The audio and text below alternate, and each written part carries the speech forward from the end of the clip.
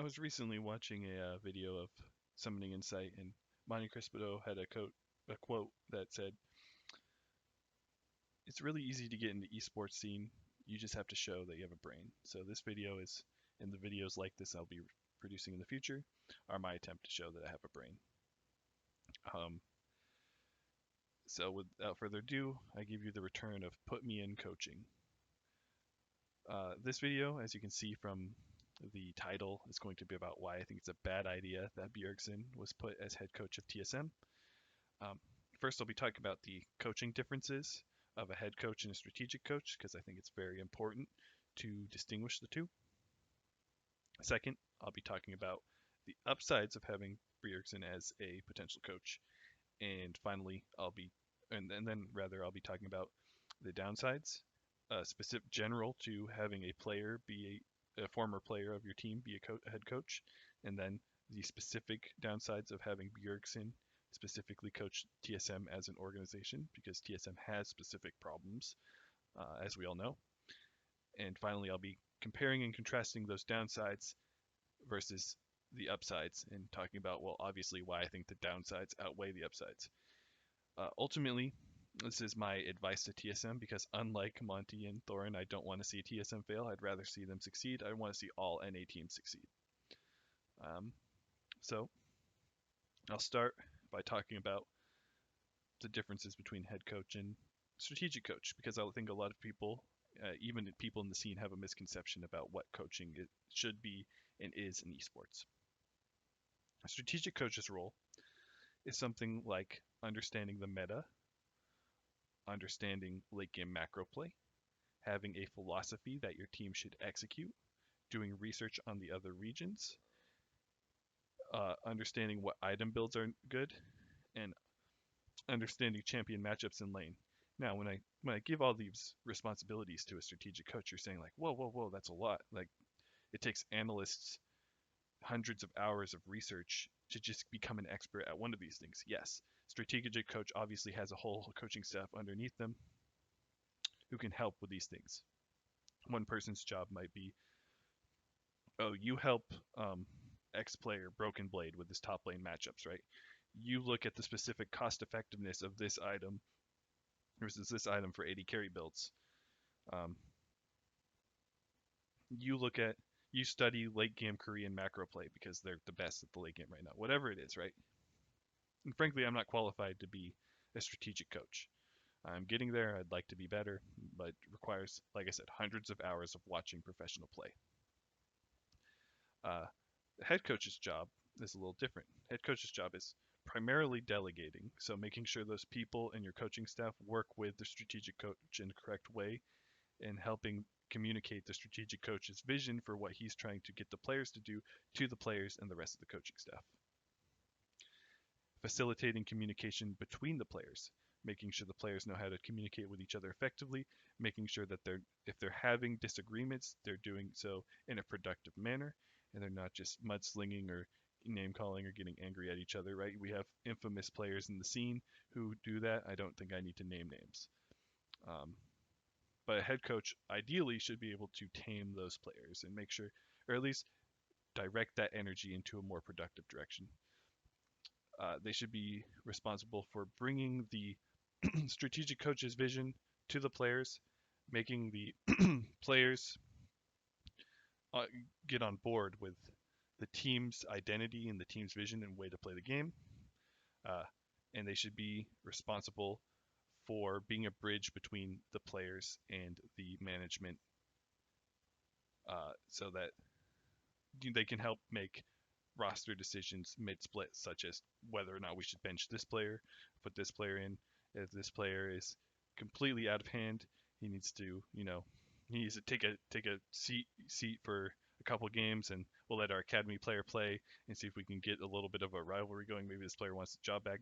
Things like what Reaper did when he benched Smoothie, Sneaky, and Jensen, right? Obviously, those players are incredible, but Reaper benched them because, well, he thought that they were goofing off, right? They needed a kick in the pants, and it ultimately ended up working, right? We got Zazel, who turned out to be great.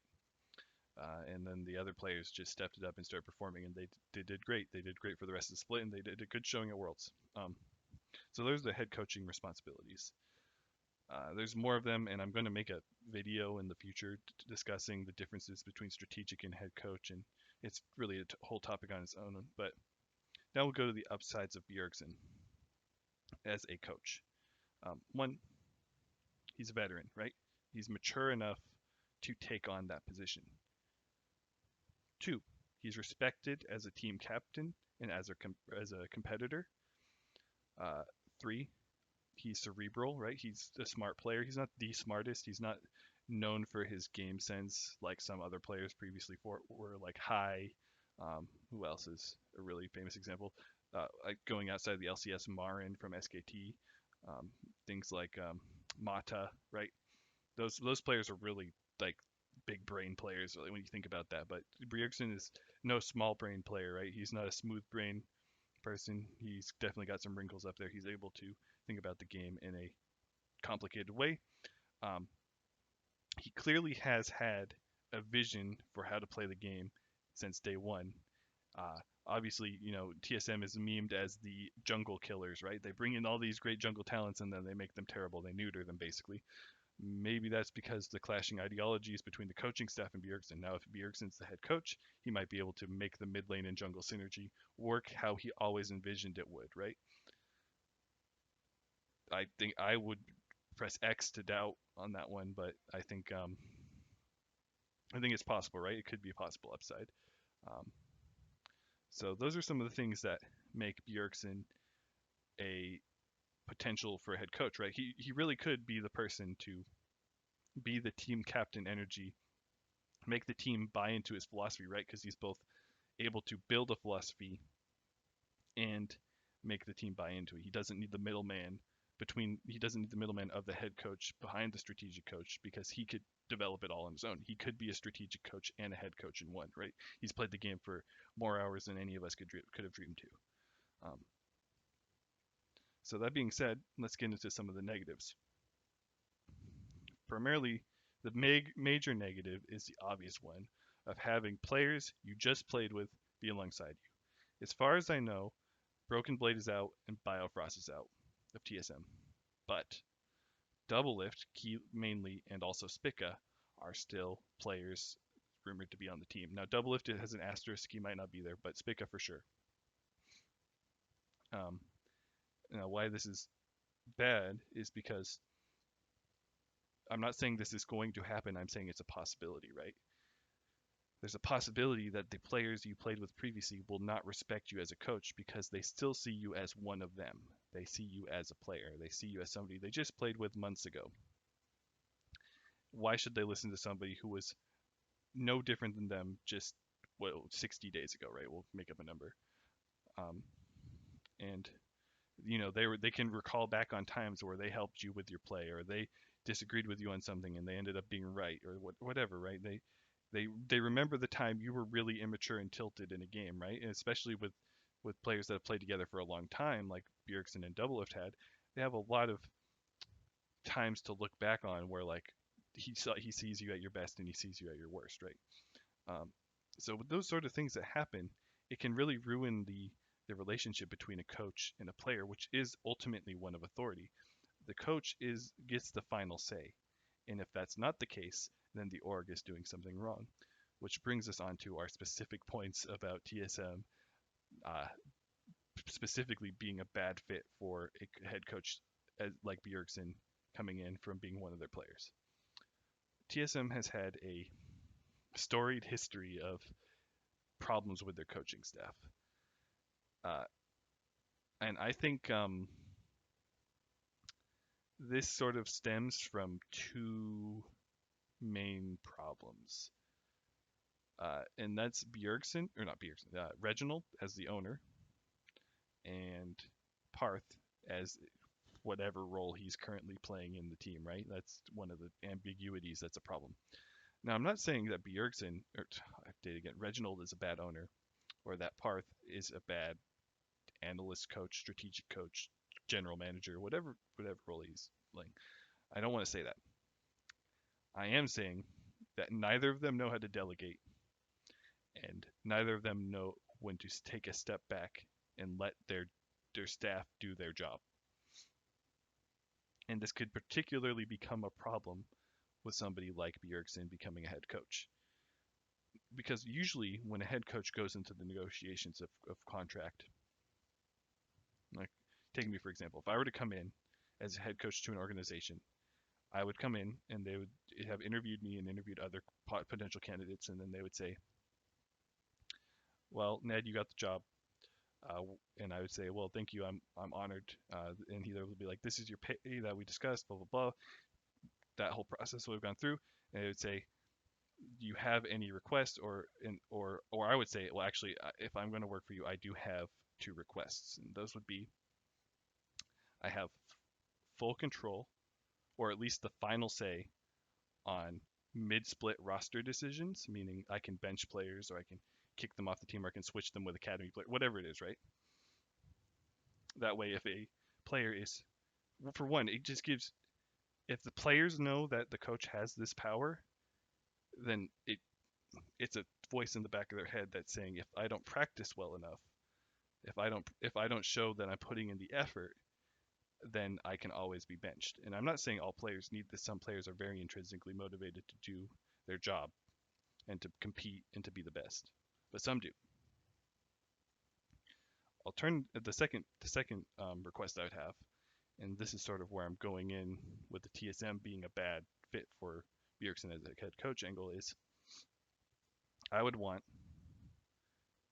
to I would want sort of a promise from the owner of the team that regardless of how I look in a short period of time on the split, that they'll let me finish out the split without undermining me as a coach. Because every team slumps at some point, right? It does, maybe not, because some teams have been excellent for a whole split, and then they won Worlds or won MSI, and then they slump later. But every team slumps at some point, and every team needs time for experimentation, or it's going to be likely they lose, right? Practice doesn't just happen overnight. You don't get to be an excellent team overnight. You need times where you do fail, you do lose games, and you maybe don't look so good as a coach or as a team. But ultimately, the organization needs to have faith in you that that practice will pay off when it matters, which is ultimately playoffs or towards the end of the split, and that your team will show improvement enough to have made it all worth it. And if they're not willing to stick it out with the head coach until the very end of the split, then they shouldn't have hired him in the first place, him or her. Um, and so TSM, Reginald in particular, has had a notorious history of coming in and swooping out responsibilities from the coach. Famously, I think it was season 6 where Weldon took TSM to this amazing, almost undefeated finals, and they won the split, and they were playing really fast-paced and such. And then they go to Worlds, and when we're watching the TSM Legends episodes, it just looks like Weldon's got his arms crossed in the back of the room, taking a backseat to what Reginald is telling the team to do. And it's almost like they forgot everything that brought them there, and they're favorited to win their group. At the very least, get out of it, and they didn't, right? So it was, no, terrible. And this has happened many years with TSM, right? Where Reginald comes in and fixes things, or he comes in and he wants to be a voice in the team, and it works in the short term usually, but long term it's not good for the team, and that's what we've seen time and time again. Parth, I was somebody I wasn't sure whether or not he was a problem in coaching staff, but it's clear to me now that he definitely does have some say in the problems that go on in TSM, because I'm not really familiar with exactly what happened this season with TSM, but it did seem like there was some ambiguity on who was actually the coach and who was making the decisions, right? Because Parth wasn't really supposed to be a coach. He was supposed to be in a managerial position, and then he was coming in and he was making coaching decisions, and it was really, really iffy. So when somebody like Bjergsen comes in, they don't have the same sort of starting position as I would, or any other coaching applicant would coming into the team. They start here. They start where the player is, because as we've established, the coach has authority over the player, and Bjergsen was a player. He's already been subservient. That's a bad word, but he's already been underneath Reginald and Parth as his bosses, uh, and so he's already in. He's starting at a lower position, and he may not feel he has the same room to negotiate. Now, I'm not saying that this is a definite thing. These are just possibilities, but the fact that these are possibilities makes this a not perfect fit for a head coach. Uh, Moving on to player-specific problems. We've talked about specific problems with TSM and the coaching staff and the management and the ownership. Now we're going to be talking about player-specific problems and specifically Doublelift. And some of these can be general, but Doublelift is a very good metaphorical tool in this case scenario. Very good, and he's analogous with the problems that could be with any other team, which is that Doublelift, we talked about Bjergsen being a veteran. Doublelift is as much or more of a veteran than Bjergsen. We talked about Bjergsen being a team captain. Doublelift has many times been the team captain of his team. We talked about Bjergsen being a cerebral player.